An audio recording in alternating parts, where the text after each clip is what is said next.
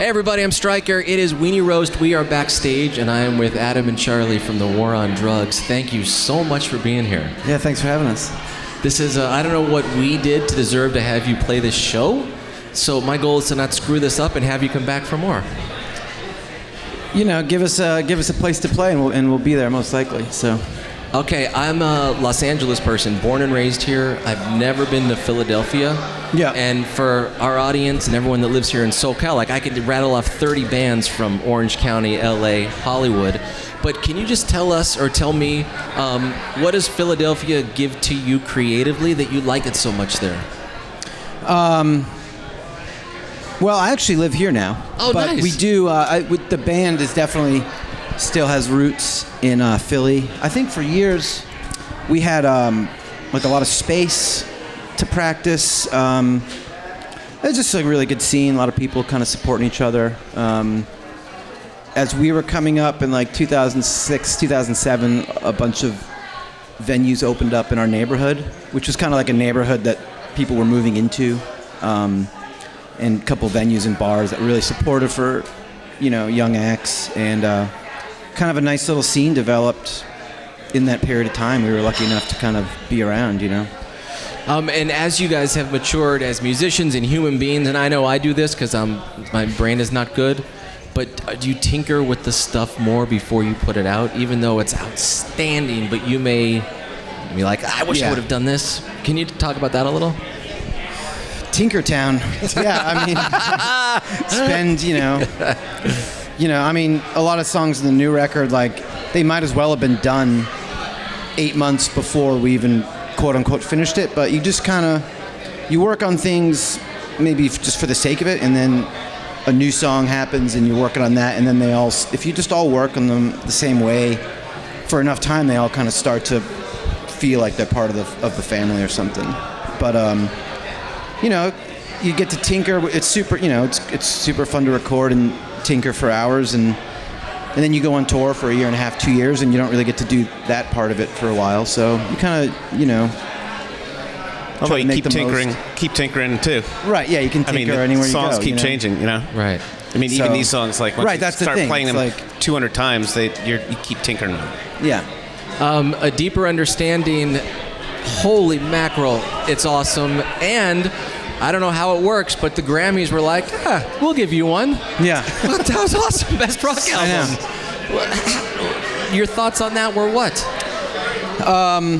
Well, we were in earned, by the way. Earned. Yeah, no, we were in New Zealand when it happened, and you know, I think we were really excited to get nominated, and my whole thing the whole time was just that a lot of, like myself included, when I was younger, like a lot of times that's kind of how you find out about new music, is maybe through the Grammys or whatever, awards or whatever. And so I was just hoping, well, at least we're nominated and more people can find our record and come see us play, and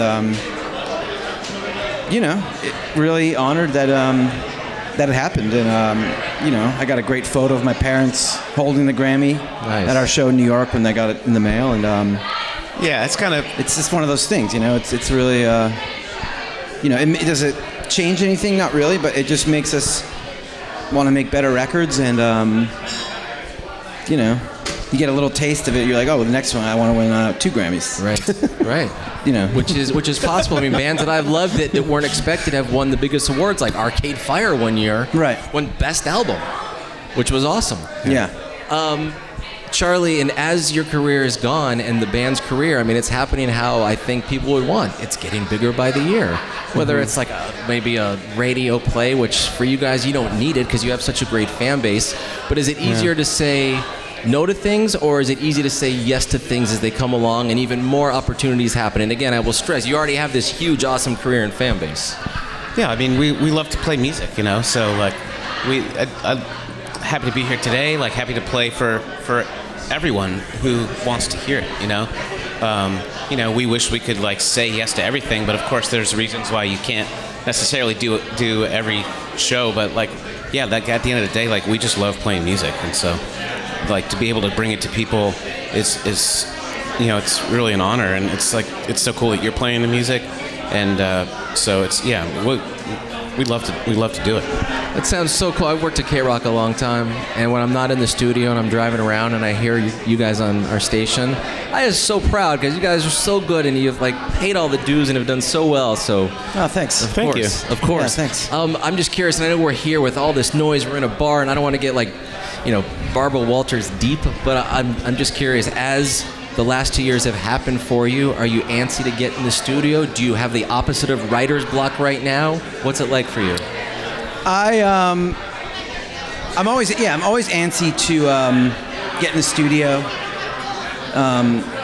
Lately I've been I always feel sometimes it's you need a little bit of a break after a tour. You can't come off a tour and like the next day try to write a song, but I just try to get at it early and just every day like kind of work on an idea or build something in Pro Tools or get better at working in the computer, which is kind of a newer thing for me, but I don't know about writer's block. You just try to stay inspired and find things to write about and just have enough songs going in various stages where you can I have like my Dropbox is full of like voice memos and like demos I've started or beats I've made or loops I've made, and you just like listen to it all the time and you hear little melodies and then you just try to start chipping away. I mean, it's weird because you make a record and like the last thing you remember of making it is like the end where you like knew every single